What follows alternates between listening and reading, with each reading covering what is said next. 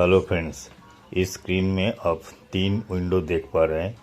पहला विंडो है invoice automatic invoice generation sheet. दूसरा और तीसरा है बिल फाइल और सेल फाइल।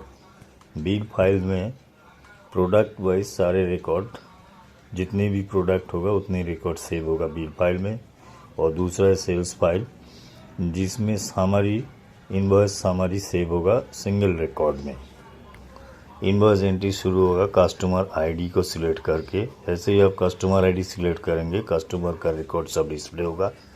और नीचे आए product ID. Product ID select करने के बाद आपको क्वांटिटी देना है। बाकी सारे कैलकुलेशंस ये ऑटोमेटिक ही होगा। इसमें 10 प्रोडक्ट का आप रिकॉर्ड सेव कर सकते हैं। मैक्सिमम रिकॉर्ड बिल फाइल में सेव होगा 10 रिकॉर्ड एक इनवॉइस के जरिए। और यहाँ पर आप देख पा रहे हैं ट्रांसपोर्टेशन डिटेल्स को सेव किया जा रहा है। अब नीचे है सेव बटन। सेव बटन में जैसे क्लिक करेंगे आप देखिए बिल फाइल में 5 रिकॉर्ड और सेल्स फाइल में 1 रिकॉर्ड ऑटोमेटिकली सेव हो गया। ऐड न्यू एंट्री में जब आप क्लिक करेंगे तो डाटा क्लियर हो जाएगा और ऊपर जो इनवॉइस नंबर है वो automatically next invoice number add हो जाएगा। अब हम दूसरा इनवॉइस एंट्री कर रहा हूँ और ये CGST और SGST में जाएगा। पहला इनवॉइस जो है IDST में गया था, क्योंकि ये रजिस्ट्रेशन है वेस्ट बंगाल में और वेस्ट बंगाल का ही कस्टमर हो तो CGST SGST में जाएगा। अगर वेस्ट बंगाल का बाहर कस्टमर हो तो IGST में जाएगा। तो इसको हम एंट्री करने के बाद जैसे ही सेव करेंगे अब देखिए बिल्स फाइल में 3 और रिकॉर्ड सेव हो गया और साथ ही साथ एक हमारी रिकॉर्ड सेल्स फाइल में भी सेव हो गया। अब देखिए यहाँ पर लगभग 33 कॉलम में डाटा ऑटोमेटिकली सेव हो चुका है। फाइनेंशियल ईयर से मंथ से लेकर कुछ सेल्स है जो ऑटोमेटिकली प्रोग्राम के जरिए सेव हुआ है। और IGST CGST SGST automatically calculate हुआ अपने अपने सेक्टर में। तो नीचे बिल फाइल सेल्स फाइल में भी सेम है। सेल्स फाइल में प्रोडक्ट डिटेल्स नहीं है। इसके अलावा आप प्रिंट प्रीव्यू भी देख सकते हैं और सेव PDF फाइल भी सेव कर सकते हैं। PDF फाइल बाद में आप कस्टमर को भेज भी सकते हैं ईमेल के जरिए। तो ये है PDF फाइल। ये इनवॉइस स्ट्रक्चर, इसमें सबसे ऊपर है हेडर, इसमें कंपनी का नेम, एड्रेस, GST ये सब आएगा। उसके नीचे इनवॉइस नंबर, इनवॉइस डेट, इसकी प्रोविज़न है। उसके नीचे है कस्टमर डिटेल्स। जैसे आप कस्टमर ID सिलेक्ट करेंगे तो कस्टमर का डिटेल्स यहाँ पर दिखेगा। उसके नीचे है प्रोडक्ट डिटेल्स। इसमें आप कोई भी प्रोडक्ट सिलेक्ट करेंगे तो उस प्रोडक्ट का डिटेल्स यहाँ पर आएगा। और उसके बाद आप क्वांटिटी में डालेंगे तो ये कैलकुलेशन हो जाएगा। ये इस पोर्शन में है कैलकुलेशन, वेरियस टाइप का कैलकुलेशन यहाँ पर होगा। डिस्काउंट, GST, टैक्सेबल सेल्स वगैरह वगैरह। इसके अलावा ये है ट्रांसपोर्ट डिटेल्स, मतलब डिस्पैच करते वक्त जो जो इन्फॉर्मेशन चाहिए वहाँ पर रिकॉर्ड किया जाएगा। उसके नीचे है amount towards, net amount का वार्ड्स में ट्रांसफ़र होगा। उसके नीचे है ये सेल्स रिप्रेजेंटेटिव का डिटेल्स, कौन सा सेल्स रिप्रेजेंटेटिव का अंडर में ये कस्टमर है। उसके नीचे है terms and conditions and footer और उसके नीचे है कमांड बटन। तो ये कंप्लीट इनवॉइस स्ट्रक्चर है। इसके अलावा इसमें है 3 master file seat. Customer master, जब आप कस्टमर आईडी सिलेक्ट करते हैं तो उसका डिटेल्स कस्टमर मास्टर से डिस्प्ले होगा। उसके नीचे है प्रोडक्ट मास्टर। प्रोडक्ट आईडी जैसे ही आप सिलेक्ट करेंगे तो यहाँ से प्रोडक्ट डिटेल्स आएगा। उसके नीचे है SR मास्टर, सेल्स रिप्रेजेंटेटिव का डिटेल्स SR मास्टर से आएगा। इसके अलावा है 2 फाइल जिसमें डाटा सेव होगा। एक बिल्स फाइल जिसमें मल्टी रिकॉर्ड सेव होगा। इस इनवॉइस में 10 प्रोडक्ट आप एक साथ सेव कर सकते हैं जो प्रोडक्ट वाइज सेव होगा।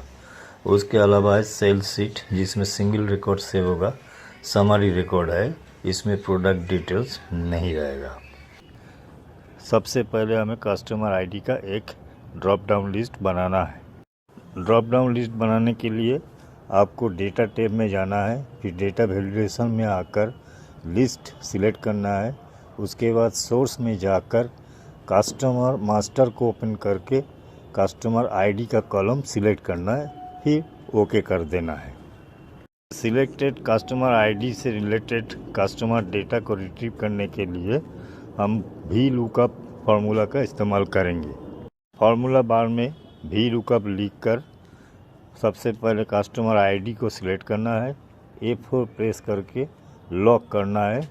उसके बाद कॉमा लगाकर कस्टमर सीट को ओपन करके पूरा डेटा सिलेक्ट कर लेना है।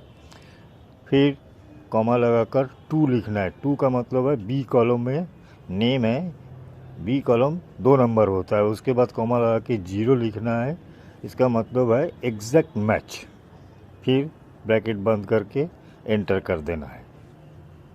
अब कस्टमर नेम का फार्मूला कॉपी करके बाकी सेल में पेस्ट कर देना है। स्पेशल में जाकर फार्मूला को पेस्ट करें।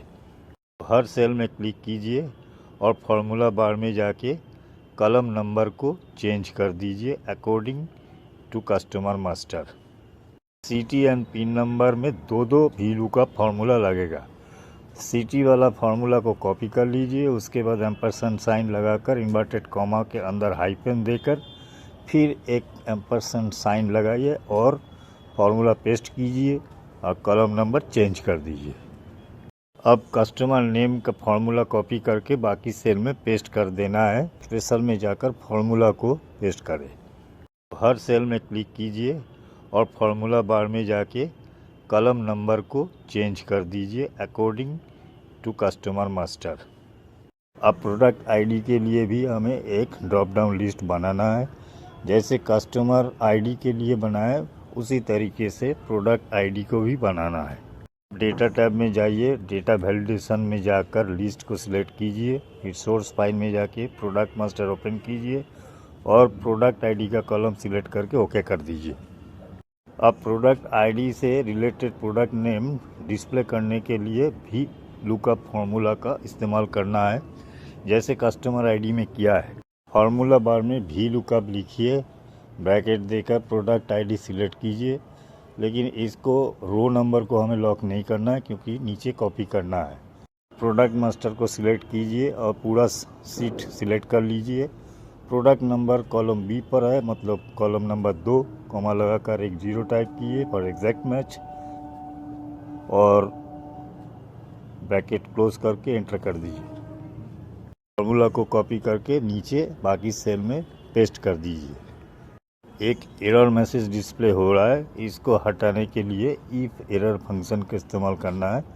भी लुकअप के आगे इफ एरर फंक्शन लिखिए, ब्रैकेट दीजिए और एकदम आखिरी में जाइए, ब्रैकेट के बाद एक कॉमा लगाकर इन्वर्टेड कॉमा 2 दे दीजिए, फिर इन्वर्टेड कॉमा के बाद ब्रैकेट लगा के एंटर कर दीजिए। यही फार्मूला कॉपी करके बाकी सेल में पेस्ट कर दीजिए। पर नीचे देखिए हमने फार्मूला लिख के दिया है, आप देखकर फार्मूला टाइप कीजिए। यही फार्मूला कॉपी करके बाकी सेल में पेस्ट कर दीजिए और कॉलम नंबर चेंज कर दीजिए। क्वांटिटी कॉलम में नंबर के साथ साथ पीसीएस कैसे लिखेंगे, आप सेल में राइट क्लिक कीजिए, फॉर्मेट सेल में आइए, नीचे देखिए कस्टम्स लिखा है, कस्टम्स पर क्लिक करें। अब राइट साइड में टाइप कर दीजिए हैशटैग स्पेस देकर इन्वर्टेड कॉमा के अंदर पीसीएस और पीसेस पूरा लिखकर एंटर कर दीजिए या ओके कर दीजिए। अमाउंट कॉलम में आपको फंक्शन लिखना है क्वांटिटी इनटू रेट। अब इस फार्मूला को बाकी सेल में पेस्ट कर दीजिए। अगर आपको एरर मैसेज दिखता है तो फिर इफ एरर का इस्तेमाल करना पड़ेगा।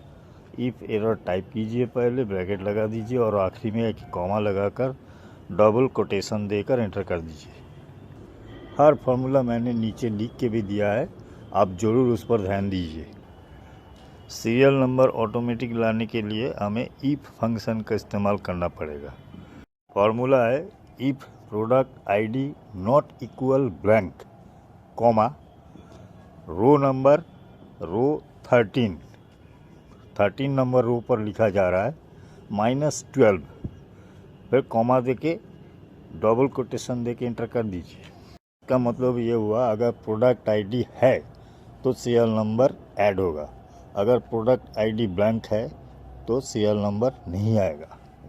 इसमें जो ट्रिक का इस्तेमाल किया गया वो बेसिकली है रो नंबर जैसे 13 है और -12 कर दिया तो 1 हुआ। फिर दूसरे सेल में रो नंबर 14 है, -12 मतलब 2 हुआ। तीसरे सेल में रो नंबर 15 है, -12 मतलब 3 हुआ। इस तरीके से 10 रो नंबर तक आगे इसी हिसाब से चलेगा। आज की वीडियो में मैंने बेसिकली कैलकुलेशंस के बारे में ही बताऊंगा। सबसे पहले जैसे आप क्वांटिटी टाइप करेंगे तो अमाउंट कॉलम में इसका मल्टीप्लाई होना चाहिए रेट इनटू क्वांटिटी। अब इक्वल साइन दीजिए, रेट इनटू क्वांटिटी से सिलेक्ट कीजिए, एंटर कर दीजिए। अब इसको कॉपी करके पेस्ट कर दीजिए, लेकिन इसमें एरर मैसेज डिस्प्ले हो रहा है। इस एरर मैसेज को हटाने के लिए आपको फॉर्मूला का आगे इफ़ एरर कमांड लगाना पड़ेगा। तो आप इफ़ एरर कमांड टाइप कीजिए और ब्रैकेट लगाकर पीछे एक कॉमा लगाकर डबल कोटेशन टाइप करके एंटर कर दीजिए। इससे जो है एरर मैसेज हाइड हो जाएगा। अब इसको आप सिलेक्ट करके पेस्ट पे सेल में जाइए और फार्मूला में कॉपी कीजिए। अब देखिए जैसे जैसे आप सिलेक्ट करेंगे प्रोडक्ट क्वांटिटी वो ऑटोमेटिक कैलकुलेशन हो जाएगा। अब हमें ग्रॉस अमाउंट टोटल करना है। इक्वल साइन दीजिए और इफ एरर कमांड लगा दीजिए पहले ही, फिर सम करके पूरा रेंज सिलेक्ट कर दीजिए, ब्रैकेट लगा के एंटर कर दीजिए। डिस्काउंट ऑन ग्रॉस अमाउंट और डिस्काउंट अमाउंट कैसे कैलकुलेट करेंगे। तो सबसे पहले देखिए यहाँ पर 2 टाइप का डिस्काउंट है, 10% और 5%। तो इसलिए आपको सम इफ कमांड लगाना है। सम इफ कमांड के बाद डिस्काउंट रेट कॉलम को सिलेक्ट कर दीजिए, फिर 5 टाइप करके फिर अमाउंट कॉलम को सिलेक्ट कर दीजिए, ब्रैकेट लगा के एंटर कर दीजिए और इसी को कॉपी करके डिस्काउंट 10% में पेस्ट कर दीजिए और डिस्काउंट रेट को चेंज कर दीजिए। अब डिस्काउंट कैलकुलेशन करना है तो इसको ग्रॉस अमाउंट इंटू 5% और ग्रॉस अमाउंट इंटू 10% करके एंटर कर दीजिए। दोनों को डिस्काउंट कॉलम डिस्काउंट आ जाएगा। अब चाहे तो आप नीचे दोनों का टोटल भी कर सकते हैं। ये फॉर्मेट आप अपने हिसाब से भी बना सकते हैं जैसे आपको कन्वीनियंट हो। इसमें जीएसटी के लिए टैक्सेबल सेल्स निकलना है और उस टैक्सेबल सेल्स के ऊपर सीजीएसटी, एसजीएसटी और आईजीएसटी कैलकुलेशन करना है। इसमें 2 टाइप का रेट है, 12% और 18%। उसके बाद टैक्सेबल सेल्स, ये ग्रॉस सेल माइनस डिस्काउंट करके टैक्सेबल सेल्स आएगा। उस टैक्सेबल सेल्स के ऊपर सीजीएसटी, एसजीएसटी और आईजीएसटी निकालना पड़ेगा। अब सवाल है हमको कैसे पता लगेगा कौन सा सेल सीजीएसटी या एसजीएसटी में जाएगा या कौन सा सेल आईजीएसटी में जाएगा। ये चीज़ हम कैसे पता करेंगे। इसके लिए हमें जो जीएसटी रजिस्ट्रेशन नंबर है उसके बारे में थोड़ा जानकारी लेने पड़ेंगे। तो चलिए सबसे पहले उसके बारे में जानते हैं। जीएसटी नंबर जो 15 कैरेक्टर का है। अब इस जीएसटी नंबर को ब्रेक डाउन करके देखते हैं इसमें है क्या चीज़।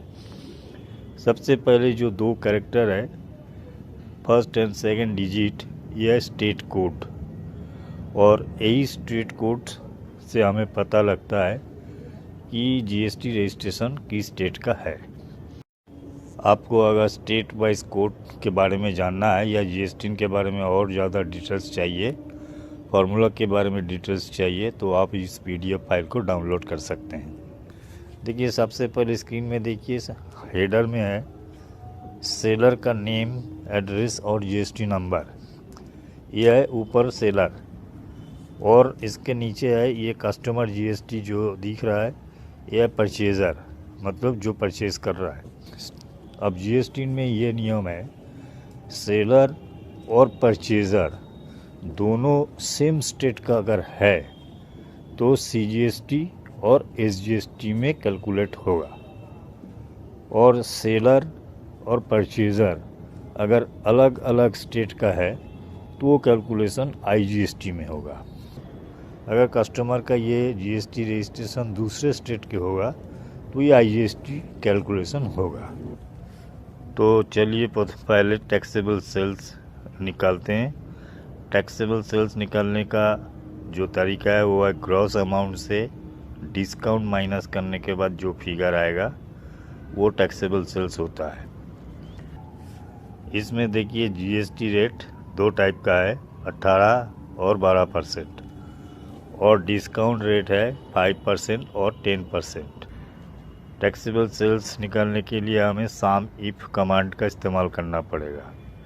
सम इफ कमांड लिखिए, ब्रैकेट दीजिए, उसके बाद GST का जो रेट का कॉलम है उस कॉलम को सिलेक्ट कर लीजिए, F4 प्रेस करके लॉक कर दीजिए, फिर कॉमा लगा के रेट लिखिए, टैक्स रेट 12%, फिर कॉमा लगाइए।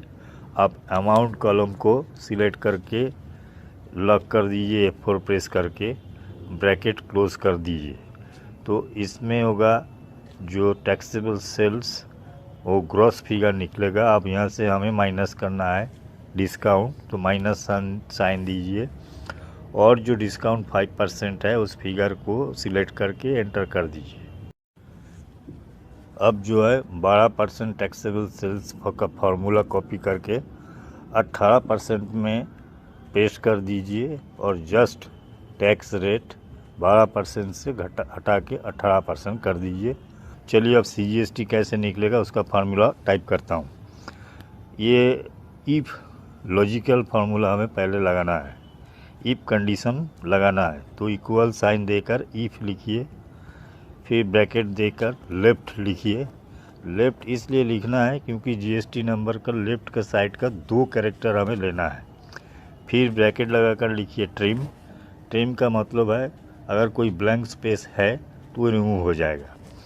उसके बाद ब्रैकेट के अंदर कस्टमर GST का सेल को सिलेक्ट करके लॉक कर दीजिए, F4 प्रेस करके, फिर ब्रैकेट क्लोज कीजिए, कमा लगाकर 2 टाइप कीजिए। 2 का मतलब यह है लेफ़्ट से 2 कैरेक्टर उठाना है।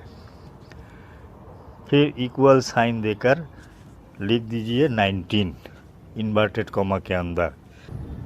अब कॉमा लगा के पहले टैक्सेबल सेल्स को सिलेक्ट कीजिए, लॉक कीजिए, उसके बाद मल्टीपल साइन देकर टैक्स रेट को सिलेक्ट कीजिए और ऑब्लिक 2 कीजिए, क्योंकि CGST और SGST में ये 50-50% जाएगा, मतलब 12% के 6% SGST और 6% CGST में जाएगा।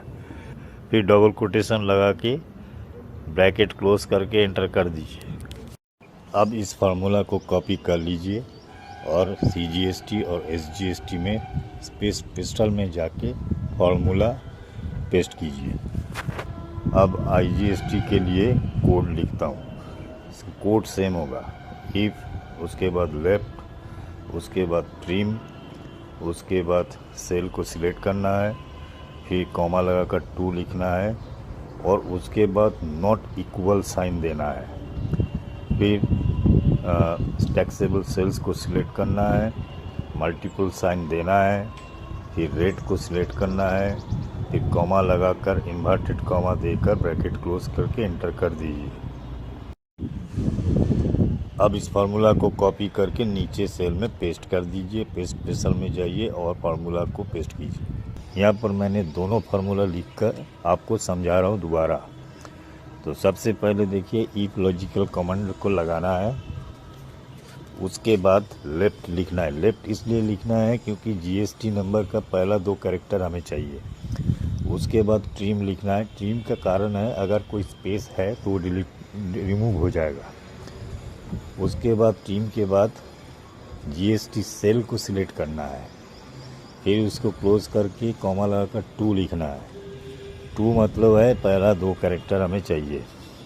उसके बाद ब्रैकेट क्लोज करके इक्वल साइन देना है ताकि वेस्ट बंगाल का कोड 19 का बराबर हो। उसके बाद कॉमा लगाकर टैक्सेबल सेल्स को सिलेक्ट कीजिए, मल्टीपल साइन दीजिए और रेट को सिलेक्ट कर दीजिए या टाइप कर दीजिए। फिर कॉमा लगा के इन्वर्टेड कॉमा लगाकर ब्रैकेट क्लोज कर दीजिए, एंटर कर दीजिए। तो अगर जीएसटी नंबर 19 से शुरू होगा तो ये एसजीएसटी और सीजीएसटी में जाएगा। अब दूसरा फार्मूला में देखिए, सिर्फ इक्वल की जगह नॉट इक्वल साइन लगा हुआ है। मतलब अगर स्टेट कोड 19 ना हो, कुछ और हो, तो आईजीएसटी में जाएगा। फर्क इतना ही है।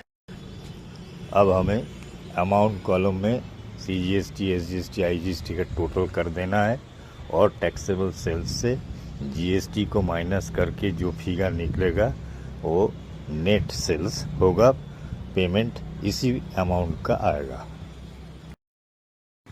अगर आपको कोई भी सवाल है, कहीं पर भी कोई दिक्कत हो रहा है, आप कमेंट्स में या मेरे वेबसाइट में जाकर कॉन्टैक्ट मी में लिख सकते हैं। हम उसका ज़रूर ध्यान रखेंगे और आपको समस्या का समाधान भी करेंगे। आज का वीडियो में मैं आपको बताने वाला हूँ ये जो डिस्पैच डिटेल्स है, इसको कैसे फिल करेंगे। नीचे सेल्स रिप का आईडी है और नेम है, ये कैसे यहाँ आएगा, और इसी के बारे में मेनली हम आज बताएंगे। डिस्पैच डिटेल्स में मेनली जो होता है वो है consignment note number, consignment date और पैकेज या quantity, total quantity, transporter name और फ्रेट टू पे।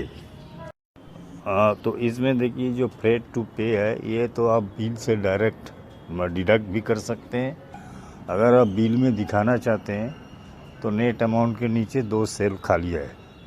अब उसमें एक सेल में आप नेट फ्रेट टू पे को फार्मूला लगा कर कॉपी कर लीजिए और उसके नीचे ऊपर का अमाउंट से ये फ्रेट टू पे माइनस कर दीजिए। बस इतना करना है। अब जो नीचे आप देख रहे हैं एसआर आईडी और एसआर नेम, देखिए ऊपर जो कस्टमर में हम सेल करते हैं, हर कस्टमर किसी न किसी एसआर सेल्स रिप्रेजेंटेटिव का अंडर में होते हैं। तो हर कस्टमर के अलग अलग एसआर होते हैं। तो जब हम कस्टमर को सिलेक्ट करते हैं उसी समय एसआर आईडी और एसआर नेम ऑटोमेटिकली नीचे आ जाएगा। और कैसे आएगा ये देख लीजिए। इसके लिए भी लुकअप फंक्शन को इस्तेमाल करना है, चाहे आप आगे इफ एरर भी लगा सकते हैं। भी लुकअप फंक्शन लिखने के बाद ब्रैकेट दीजिए और पहले सिलेक्ट कीजिए कस्टमर आईडी, कॉमा लगाकर कस्टमर नेम में कस्टमर सीट में आइए और पूरा डेटा को सिलेक्ट कर लीजिए। अब देखिए उसमें एसआर आईडी का कॉलम कौन सा है, उसको नंबर काउंट कर लीजिए और कॉमा लगा के उस नंबर लिख दीजिए। फिर कॉमा लगाकर 0 लिखिए for exact match, bracket close कीजिए, कॉमा लगाइए, डबल इन्वर्टेड कॉमा देकर ब्रैकेट क्लोज करके एंटर कर दीजिए। अब एसआर आईडी कोड से नाम को रिट्रीव करने के लिए हमें एसआर मास्टर में जाना पड़ेगा। तो यहाँ भी आप भी लुकअप फंक्शन को इस्तेमाल करेंगे। भी लुकअप लिखकर ब्रैकेट दीजिए और एसआर आईडी को सिलेक्ट कीजिए, कॉमा लगाइए, एसआर मास्टर को ओपन कीजिए और डेटा सिलेक्ट कर लीजिए। फिर एसआर नेम बी कॉलम मतलब 2 नंबर में है, कॉमा लगाकर 2 लिखिए, कॉमा देकर 0 दीजिए एग्जैक्ट मैच के लिए, ब्रैकेट बंद करके एंटर कर दीजिए। अब जैसे जैसे आप कस्टमर नेम चेंज करेंगे automatically SR name ID change हो जाएगा। मैं एक चीज़ आपको बता देता हूँ, माइक्रोसॉफ्ट एक्सेल में भी लुकअप फंक्शन बहुत इम्पॉर्टेंट है, इसलिए आपको भी लुकअप फंक्शन अच्छी तरह से समझना पड़ेगा और इसको बार बार लिख कर प्रैक्टिस भी कर लीजिए। हेलो फ्रेंड्स, आज का वीडियो का विषय है सीट प्रोटेक्शन। आपने बहुत मेहनत करके इस इनवॉइस सीट को डिज़ाइन किया है। बहुत सारा इम्पोर्टेंट फार्मूला हर सेल में लगा हुआ है। ऐसे में यूज़र का एक गलती से आपका इनवॉइस सीट बेकार हो सकता है, फार्मूला डिलीट हो सकता है। ऐसे में जो भी डाटा सेव होगा वो भी गलत डाटा सेव हो जाएगा, इसलिए सीट प्रोटेक्शन करना ज़रूरी है। देखिए सीट तो आपने डिज़ाइन किया, लेकिन ज़रूरी नहीं है कि ये सीट आप ही यूज़ करेंगे, हो सकता है किसी और इस सीट को यूज़ करेगा। ऐसे में सीट का प्रोटेक्शन करना ज़रूरी है ताकि उनके गलती के कारण आपका सीट में कोई गड़बड़ ना हो जाए, फार्मूला डिलीट ना हो जाए।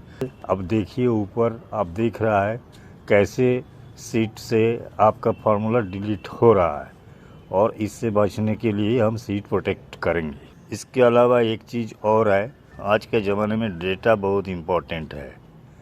डेटा अगर करप्ट हुआ, डेटा अगर गलत सलत सेव हो गया तो समझ लीजिए सारा मेहनत बेकार हो जाएगा। इसलिए डेटा एक्यूरेट होनी चाहिए, और इसके लिए कुछ कंडीशंस और सीट प्रोटेक्शंस बेहद ज़रूरी है। सीट प्रोटेक्शन में दो चीज़ होता है, एक है लॉक्ड सेल जिसमें कोई एंट्री नहीं कर सकता है, और एक है अनलॉक्ड सेल जिसमें एंट्री किया जा सकता है। सीट प्रोटेक्टेड करते वक्त आपको ध्यान रखना है जिस सेल पर यूज़र एंट्री करेंगे वो अनलॉक्ड होना चाहिए। जिस सेल में यूज़र इनपुट करेंगे उस सेल में राइट क्लिक कीजिए, फॉर्मेट सेल में क्लिक कीजिए। आप एक विंडो दिख रहा है जिसमें राइट साइड में लिखा है प्रोटेक्शन, उस प्रोटेक्शन पर क्लिक कीजिए। अब दो ऑप्शन दिख रहा है, लॉक्ड और हिडन। लॉक्ड के आगे देखिए एक टिक मार्क लगा है, उस टिक मार्क को हटा दीजिए, ओके कर दीजिए। ऐसे जितने सारे सेल्स में यूज़र इनपुट करेंगे हर सेल को सिलेक्ट करके लॉक्ड के आगे से टिक हटा दीजिए। और टैब में देखिए एक रिव्यू टैब है, उस पर क्लिक करें। अब देखिए प्रोटेक्ट सीट यहाँ पर दिख रहा है, इस पर क्लिक करें। अब एक विंडो आपको दिख रहा है। अब देखिए प्रोटेक्ट सीट का विंडो है, इसमें नीचे लिखा है allow all users of this worksheet to. एक में टिक लगा है, पहले में सिलेक्ट लॉक्ड सेल्स, और उसके बाद लिखा है सिलेक्ट अनलॉक्ड सेल्स। तो आपको सबसे ऊपर जो सिलेक्ट लॉक्ड सेल्स है उस पर जो टिक लगा है उस टिक को हटा के ओके करना है। अब आप सीट को चेक करके देख लीजिए, जिन जिन सेल पर यूज़र इनपुट के लिए परमिशन दिया गया है उन सेल में आप इनपुट कर सकते हैं, बाकी सेल लॉक्ड हो चुका है। रीड ओनली है, मतलब आप देख सकते हैं, पढ़ सकते हैं, लेकिन कुछ भी वहाँ टाइप नहीं कर सकते। अब मैं एक आपको कंडीशनल फॉर्मेटिंग करके दिखाता हूँ। बेसिकली जो प्रोडक्ट लिस्ट का कॉलम है और क्वांटिटी का कॉलम है, उस कॉलम में हम कुछ हल्का कलर ऐड कर देंगे। जैसे जैसे प्रोडक्ट लिस्ट या क्वांटिटी में एंट्री होगा वो कलर हट जाएगा। तो इसको कहते हैं कंडीशनल फॉर्मेटिंग। ये इसलिए किया जाता है ताकि यूज़र जब एंट्री कर रहे हैं तब उनको पता चल जाए कि कोई सेल ब्लैंक रह गया या नहीं। मैं एक कंडीशनल फॉर्मेटिंग का यूज़ करके आपको दिखा रहा हूँ। हम सिलेक्ट करते हैं प्रोडक्ट आईडी का कॉलम। अब होम टैब में क्लिक कीजिए, कंडीशनल फॉर्मेट में क्लिक कीजिए। अब नीचे मैनेज रूल है, उस पर क्लिक कीजिए। अब न्यू रूल में क्लिक करके जो विंडो ओपन हुआ उसमें सबसे आखिरी में जो ऑप्शन है उस पर क्लिक करें, और फिर उसके बाद फॉर्मेट ऑप्शन फार्मूला में जाइए और लिखिए इक्वल इज़ ब्लैंक, ब्रैकेट देकर फर्स्ट सेल जो सिलेक्टेड है उस सेल का रेफरेंस देकर ब्रैकेट क्लोज कर दीजिए। आप फॉर्मेट में जाइए, बैकग्राउंड कलर कोई एक हल्का चूज़ कर लीजिए, सिलेक्ट करें, ओके करें। अब देखिए जो ब्लैंक सेल है वो कलर बैकग्राउंड कलर आ गया है। इस तरीके से आप अपना सीट को प्रोटेक्ट कर सकते हैं, जो 100% सिक्योर्ड है। कहीं पर भी कोई गलत होने का कोई चांसेस नहीं है। हेलो फ्रेंड्स, आज के वीडियो में मैं बताने वाला हूँ, ये जो क्वांटिटी कॉलम है इसमें यूज़र को थोड़ा रेस्ट्रिक्ट करना पड़ेगा। अगर समझ लीजिए इस प्रोडक्ट का ऑर्डर है 10 पीस, लेकिन यूज़र ने गलती से लिख दिया 100 पीस, तो आपको बिल गलत बन जाएगा। इसको कैसे रोका जाए उसी के बारे में ये वीडियो है। बेसिकली ये डेटा वैलिडेशन से रोका जा सकता है। और वो क्या कैसे काम करेगा, देखिए यहाँ पर 10 पीस से ज़्यादा ऑर्डर टाइप करेंगे तो एक्सेप्ट नहीं होगा, वो एरर मैसेज एक डिस्प्ले होगा। 10,000 से ज़्यादा अगर वैल्यू ऑफ प्रोडक्ट का, तो आप ज़्यादा से ज़्यादा 10 पीस ही यहाँ टाइप कर सकते हैं। अगर प्रोडक्ट वैल्यू 10,000 से कम है तो 20 पीस से ज़्यादा आप एंट्री नहीं कर सकते। तो इस तरीके की 2 रेस्ट्रिक्शन लगाया गया। वैल्यू 10,000 से ज़्यादा होगा तो 10 पीस मैक्सिमम, और वैल्यू 10,000 से कम होगा तो मैक्सिमम एंट्री 20 पीस आप कर सकते हैं। इसका क्राइटेरिया होगा ये रेड वाला कलम। अगर मोबाइल फ़ोन का रेट 10,000 से ज़्यादा है तो यहाँ पर 10 पीस से ज़्यादा एंट्री नहीं होगा। प्रोडक्ट वैल्यू 10,000 से कम है तो ये मैक्सिमम 20 ही एंट्री हो पाएगा, उससे ज़्यादा नहीं हो पाएगा। तो सबसे पहले आप डेटा टैब पर आइए और फिर डेटा वैलिडेशन पर क्लिक करें। वैलिडेशन क्राइटेरिया में अलाउ ऑप्शन है, उसके अंदर एरो की से कस्टम्स को सिलेक्ट करें। नीचे फार्मूला बार दिख रहा है, वहाँ पर हमें फार्मूला टाइप करना है। फार्मूला में इतना बताना है, अगर प्रोडक्ट रेट का वैल्यू 10,000 से ज़्यादा है तो क्वांटिटी 10 से ज़्यादा टाइप नहीं होगा, और अगर प्रोडक्ट वैल्यू 10,000 से कम है तो मैक्सिमम क्वांटिटी 20 टाइप किया जा सकता है। फार्मूला है इक्वल साइन, फिर इफ कमांड, फिर ब्रैकेट के अंदर प्रोडक्ट रेट का जो फर्स्ट सेल है उसको रेफरेंस दीजिए, फिर ग्रेटर देन 10,000 लिखकर कॉमा लगाइए। अब फर्स्ट कंडीशन है इफ 13, ये क्वांटिटी का फर्स्ट सेल है। फिर लेस देन और इक्वल 10, मतलब 10 से ज़्यादा टाइप नहीं होगा, फिर कॉमा लगाइए। अब सेकंड कंडीशन इफ 13 क्वांटिटी का फर्स्ट सेल और लेस देन और इक्वल 20, बस ब्रैकेट क्लोज कीजिए, ओके कर दीजिए। अब डेटा वैलिडेशन विंडो पर देखिए, सेटिंग्स के बाद इनपुट मैसेज है। यहाँ पर आप इनपुट मैसेज टाइप कर सकते हैं यूज़र के लिए, यूज़र की इंफॉर्मेशन के लिए। उसके बाद है एरर अलर्ट, अगर गलत टाइप करते हैं तो एक एरर मैसेज डिस्प्ले होगा जिससे यूज़र को ये पता लग जाएगा एक्चुअल में उसको क्या टाइप करना है। तो ये इनपुट मैसेज और एरर अलर्ट ज़रूर दीजिए यूज़र इंफॉर्मेशन के लिए। चलिए आप प्रोग्राम को रन करवाइए, कोई भी प्रोडक्ट सिलेक्ट करें, फिर अकॉर्डिंग क्वांटिटी टाइप करके देख लीजिए सब आपका प्रोग्राम सही है या नहीं। बिल शीट और सेल शीट में कॉलम बनाना बहुत इम्पोर्टेंट है, क्योंकि इनवॉइस शीट में जो सेल्स है, जो वैल्यू है, उस वैल्यू को सही कॉलम हेड में सेव करने के लिए दोनों को वेल स्ट्रक्चर होना पड़ेगा। यहाँ पर मैंने 2 सेल शीट और बिल शीट का कॉलम नंबर, कॉलम हेडिंग और इनवॉइस शीट का सेल रेफरेंस मैंने दिया है। इनवॉइस शीट में जो सेल वैल्यू है उस कौन वैल्यू किस कॉलम में सेव होगा, तो ये है कॉलम स्ट्रक्चर। ये दोनों स्ट्रक्चर पहले ध्यान से बना लीजिए। इसमें आप देख पा रहे हैं जो सेल्स रेफरेंस है इनवॉइस शीट का जो राइट साइड में है, ये सेल रेफरेंस से वैल्यू सीधा बिल्स फाइल का कॉलम में सेव होगा, और कुछ हमने ब्लैंक रखा है, ये एक्चुअली कैलकुलेशन करके प्रोग्राम के थ्रू इसमें सेव होगा। और नीचे जो एक रेड कलर का दिख रहा है, लाइट रेड कलर का, इसमें मंथ, फोर्टनाइट, क्वार्टर, ईयर और फाइनेंशियल ईयर, ये चारों ऑटोमेटिकली इस सेल्स फाइल और बिल्स फाइल में सेव होगा थ्रू प्रोग्राम। इसका बेस होगा इनवॉइस डेट। इनवॉइस शीट के नीचे 4 बटन बना हुआ है, इसमें एक है सेव बटन। बिल में आपका 10 प्रोडक्ट दिख रहा है। अब मैं इसको सेव करके दिखाता हूँ बिल्स फाइल और सेल्स फाइल में डेटा कैसे सेव होगा। आप देख सकते हैं इस समय बिल्स फाइल और सेल्स फाइल में कोई रिकॉर्ड नहीं है। अभी जो इनवॉइस शीट में 10 प्रोडक्ट का रिकॉर्ड है, ये अब हम सेव करके दिखाऊंगा किस तरीके से एक ही क्लिक में 10 रिकॉर्ड बिल फाइल्स में और एक रिकॉर्ड सेल्स फाइल में सेव हो जाएगा। और जो भी डेटा यहाँ से बिल्स फाइल और सेल्स फाइल में सेव होगा वो 100% एक्यूरेट होगा, इसमें कोई गलती होने का गुंजाइश ही नहीं है। इस ऑटोमेटेड इनवॉइस से आप एक प्रोडक्ट का भी बिल बना सकते हैं, मिनिमम और मैक्सिमम 10 प्रोडक्ट का बिल बना सकते हैं। इसमें एक ऐड बटन भी बना हुआ है। ऐड बटन में जैसे ही क्लिक करेंगे इनवॉइस शीट में जो सेल्स वैल्यू है वो सब क्लियर हो जाएगा और automatically next invoice number generate होके डिस्प्ले हो जाएगा। आज का वीडियो में मैंने मैक्रो के बारे में बताऊंगा। मैक्रो एक्चुअली है विजुअल बेसिक एप्लीकेशन से द्वारा लिखा गया कोड। अब इसमें 2 प्रकार का मैक्रो होता है, एक है रिकॉर्डिंग ए मैक्रो और दूसरा है राइटिंग ए मैक्रो।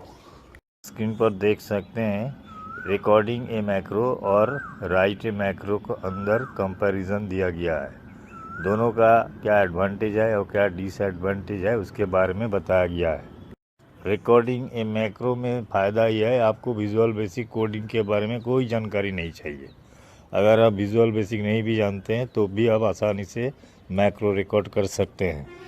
एक्चुअली जब आप मैक्रो रिकॉर्ड करते हैं तो वो विजुअल बेसिक कोडिंग लिखते हैं, लेकिन ये कंप्यूटर खुद लिख देता है, आपको कुछ नहीं करना पड़ता है। मैक्रो रिकॉर्ड करके काफ़ी सारा काम किया जा सकता है। जो रिपीटेड करने वाला काम है वो आसानी से मैक्रो के द्वारा किया जा सकता है। तो चलिए मैंने एक रिकॉर्ड सेव करता हूँ रिकॉर्डिंग मैक्रो के द्वारा। सबसे पहले आप जो है बिल फाइल्स का जो कॉलम हेडिंग है उसको कॉपी कर लीजिए और इस इनवॉइस शीट में आके ब्लैंक कॉलम में पेस्ट कर दीजिए। कॉलम हेडिंग के अनुसार इनवॉइस शीट से सेल को सिलेक्ट करके डेटा को यहाँ पर कॉपी करना है। तो आप ब्लैंक सेल में कस्टमर हेडिंग के बगल में क्लिक कीजिए, एक इक्वल साइन दीजिए। अब इनवॉइस शीट में जहाँ कस्टमर आईडी है उस सेल को सिलेक्ट करके एंटर कर दीजिए। अब नेक्स्ट सेल सिलेक्ट कीजिए, इक्वल साइन दीजिए और इनवॉइस शीट में कस्टमर नेम सेल पर क्लिक करके एंटर कर दीजिए। इसके नीचे इक्वल साइन दीजिए, कस्टमर स्टेट पर क्लिक कीजिए और एंटर कर दीजिए। अब इसी तरीके से इनवॉइस शीट में जो भी सेल्स वैल्यू है वो कॉलम हेडिंग के अनुसार इक्वल साइन लगाइए और सेल को सिलेक्ट करके एंटर करते जाइए और इस तरीके से जितना हो सके सारा फाइल्स सारा सेल्स का वैल्यू कॉपी कर लीजिए। तो चलिए डेटा तो तैयार हो गया, अब हमें मैक्रो रिकॉर्ड करना है। मैक्रो रिकॉर्ड करने के लिए आपको व्यू टैब पर जाना है। मैक्रो का टैब में क्लिक कीजिए, वहाँ 3 ऑप्शन दिखेगा। जो दूसरा ऑप्शन है रिकॉर्ड मैक्रो, उस पर क्लिक कीजिए। अब जो विंडो दिख रहा है उस पर एक नेम आपको टाइप करना पड़ेगा। अब जो कॉलम में डेटा तैयार हो गया उसको आप कॉपी कर लीजिए। फिर बिल्स फाइल में जाइए, फिर फर्स्ट सेल पर राइट क्लिक कीजिए, पेस्ट स्पेशल में आइए, वैल्यू में क्लिक कीजिए और नीचे ट्रांसपोज में क्लिक कीजिए और ओके कर दीजिए। आप चाहे इसको फॉर्मेट कर सकते हैं और उसके बाद ऊपर एक इंसर्ट कर दीजिए ब्लैंक रो, क्योंकि जब भी आप बटन में क्लिक करेंगे तो उसी ब्लैंक रो में डेटा सेव होता जाएगा। आप फिर मैक्रो में आइए और देखिए स्टॉप मैक्रो लिखा हुआ है, स्टॉप रिकॉर्डिंग, उस पर क्लिक कर दीजिए।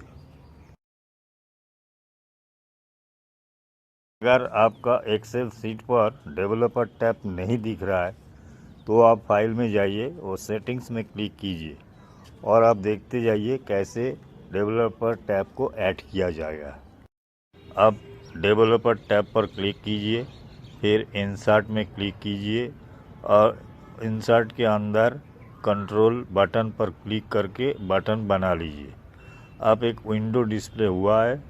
अभी अभी जो मैक्रो आपने सेव किया है उस मैक्रो को सिलेक्ट करके ओके कर दीजिए और बटन का जो कैप्शन है उसको कैप्शन चेंज करके फॉर्मेट कर दीजिए।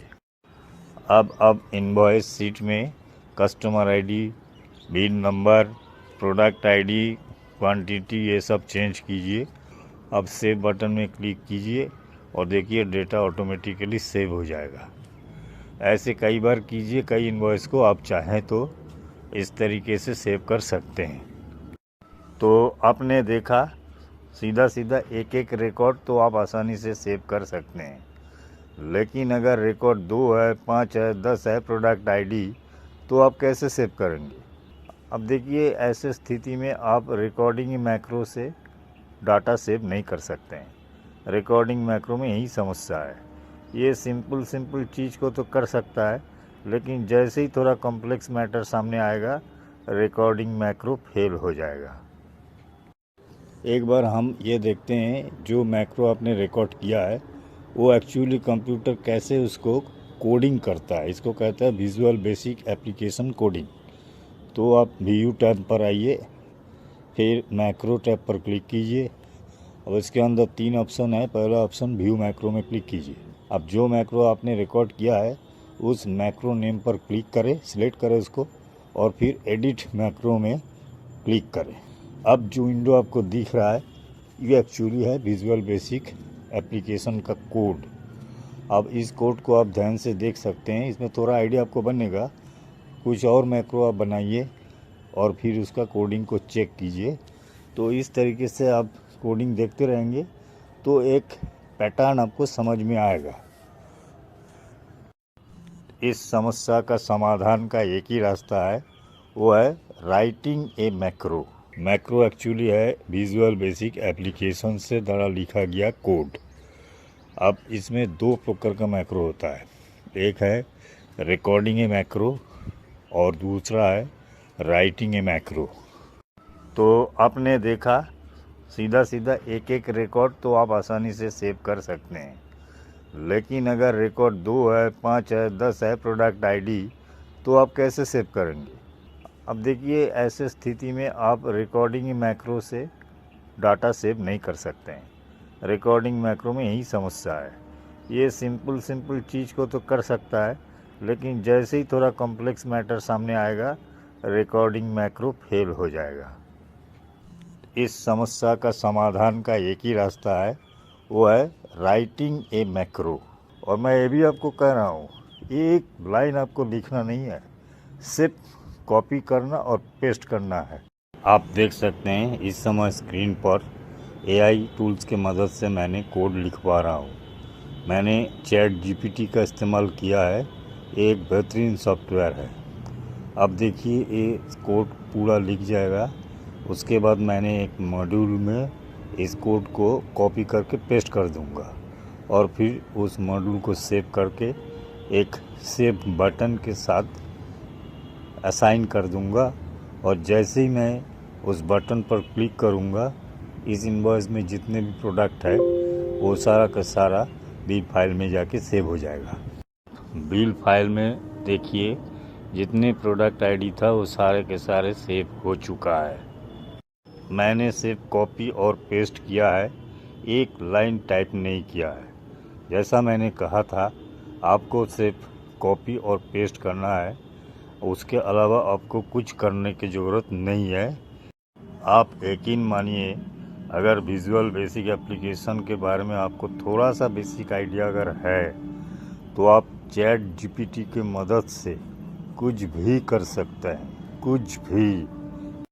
अगर आप सोच रहे ये तो बहुत आसान है, कॉपी किया पेस्ट किया काम बन गया, जी बिल्कुल ऐसा नहीं है, इतना आसान भी नहीं है। आप काम करवा रहे आर्टिफिशियल इंटेलिजेंस से, उसको सही इंस्ट्रक्शन देने के लिए आपको भी थोड़ा इंटेलिजेंट होना पड़ेगा, बेसिक नॉलेज आपको होना चाहिए।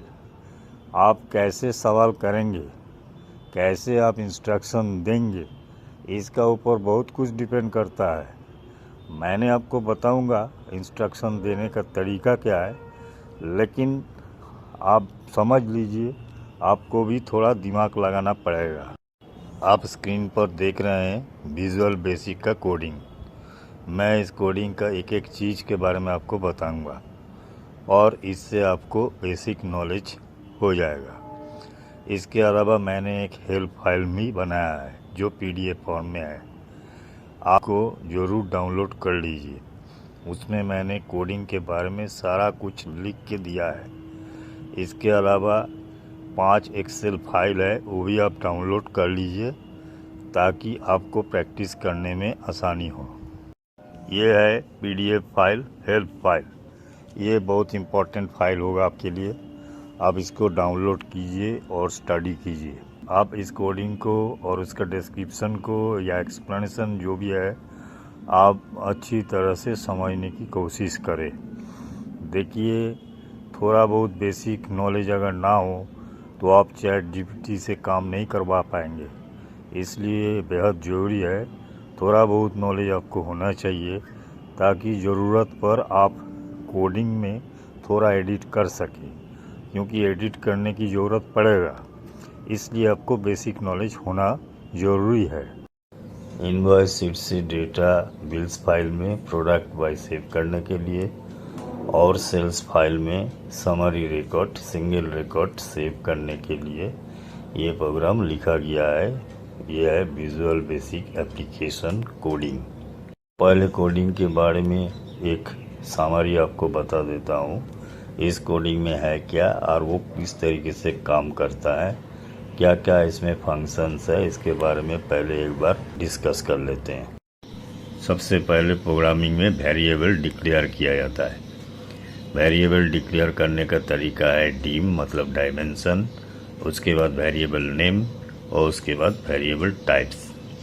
तो यहाँ पर ये सारा वेरिएबल डिक्लेयर किया गया है, जैसे WS invoice, WS bills file, WS sales file. इन तीनों वेरिएबल में हम तीनों वर्कशीट इनवॉइस, बिल्स फाइल और सेल्स फाइल को लिंक करूँगा, सेट करूँगा। उसके बाद है डुप्लीकेट चेक। ये भी एक वेरिएबल है जिसमें अगर डुप्लीकेट नंबर है तो वो यहाँ पर स्टोर किया जाएगा। उसके बाद है इनवॉइस नंबर। इसमें इनवॉइस सीट में जो इनवॉइस नंबर है उसको स्टोर किया जाएगा। उसके बाद है बिल रो और सेल्स रो। इसमें जो है नेक्स्ट एम्प्टी रो को ढूंढा जाएगा जहाँ से न्यू डाटा सेव होगा। उसके बाद है आई, ये एक लूप होगा, काउंटर। इस लूप का काम है जितने भी प्रोडक्ट होगा उस प्रोडक्ट को बिल्स फाइल में सेव करना और उसको काउंट करना कितनी इनवॉइस प्रोडक्ट आईडी है। उसके बाद कुछ वेरिएबल्स है जैसे total quantity, amount discount, amount taxable, amount GST।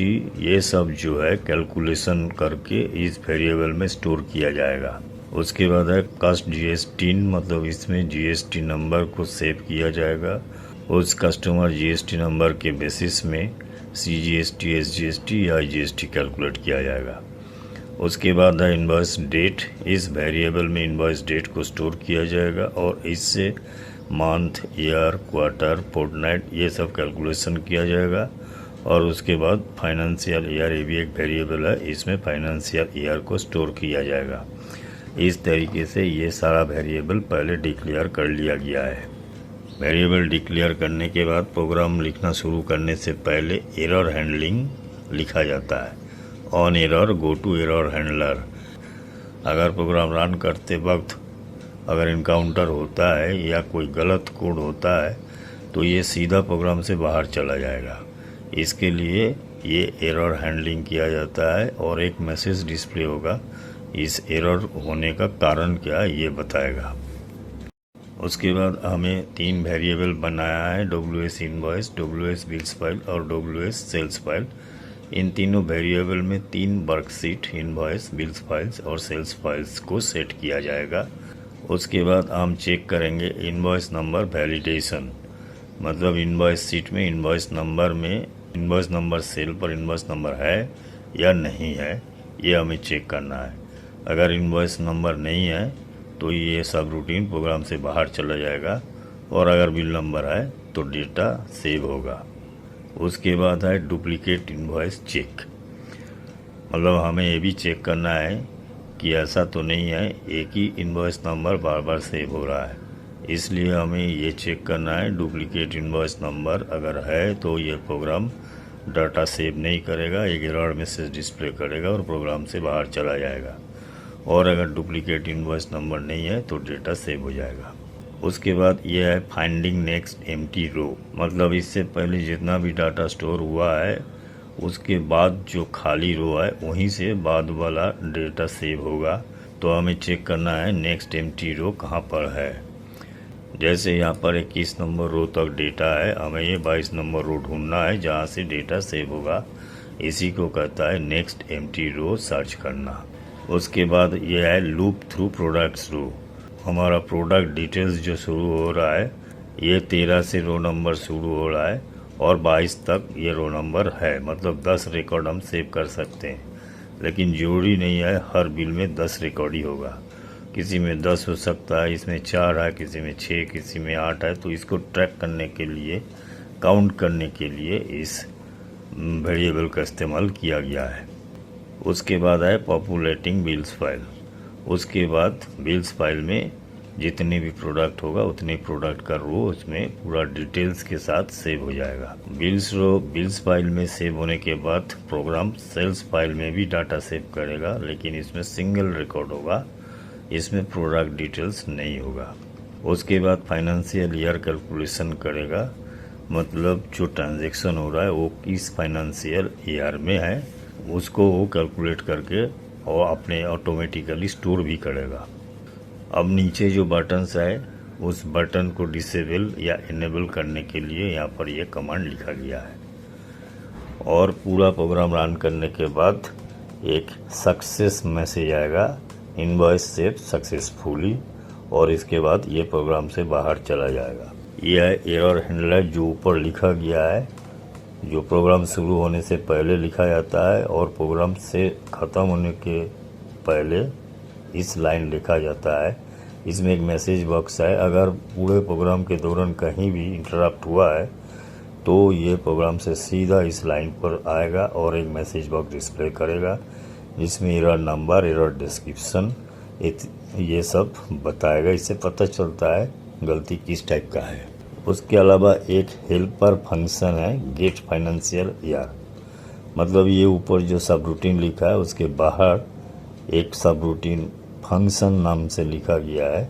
इसका काम है अप्रैल से लेकर और नेक्स्ट ईयर मार्च तक जो भी ट्रांजैक्शन होगा वो उसका फाइनेंशियल ईयर डिक्लेयर करना।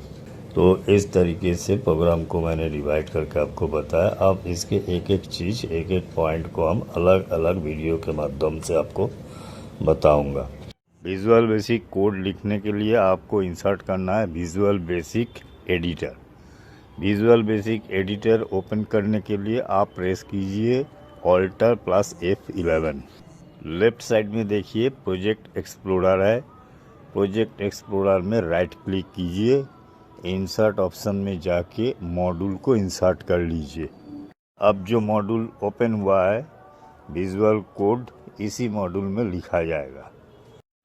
अब इस पर पहला कोड लिखिए, सब सेव डाटा और दोनों ब्रैकेट ओपन और क्लोज, एंटर कीजिए। नीचे आएगा एंड सब।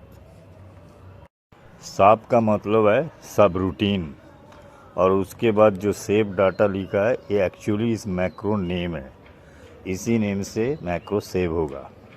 और नीचे एंड सब का मतलब है सब रूटीन यहीं पर ख़त्म होगा। इन दोनों लाइन के बीच जो भी कोड लिखेंगे उसको कहता है सब रूटीन या प्रोसीडियर या प्रोग्राम। जब आप इस मैक्रो को रन कराएंगे तब ये कोड एग्जीक्यूट होगा। तो चलिए सब रूटीन लिखना शुरू करते हैं। हमें सबसे पहले वेरिएबल डिक्लेयर करना है। बगैर वेरिएबल सब रूटीन बनता नहीं है। वेरिएबल का काम है कुछ इंफॉर्मेशन, वैल्यूज टेम्पोरली स्टोर करना और बाद में उसका इस्तेमाल करना। मैंने वेरिएबल टाइप एज वर्कशीट दिया है, मतलब मैं तीन वर्कशीट को 3 अलग अलग वेरिएबल में स्टोर कर रहा हूँ। वेरिएबल डिक्लेयर करने का तरीका है, सबसे पहले लिखना है डिम, मतलब डायमेंशन। उसके बाद लिखना है वेरिएबल नेम और उसके बाद देना है वेरिएबल टाइप। वेरिएबल टाइप कई प्रकार का होता है। फर्स्ट होता है इंटीजर, जो छोटा होल नंबर होता है। उसके बाद होता है लॉन्ग, ये भी होल नंबर से होता है लेकिन थोड़ा बड़ा नंबर होता है। फिर आएगा सिंगल, सिंगल में जो है डेसिमल नंबर से होगा। सिंगल में डेसिमल नंबर से होगा, ये भी छोटा होता है। फिर डबल, ये भी लार्जर डेसिमल्स नंबर होता है, मतलब बड़ा। फिर आएगा स्ट्रिंग, इसमें टेक्स्ट वैल्यूज़ को स्टोर किया जाता है, जैसे आपका नेम हुआ, सिटी का नेम हुआ, ऐसा।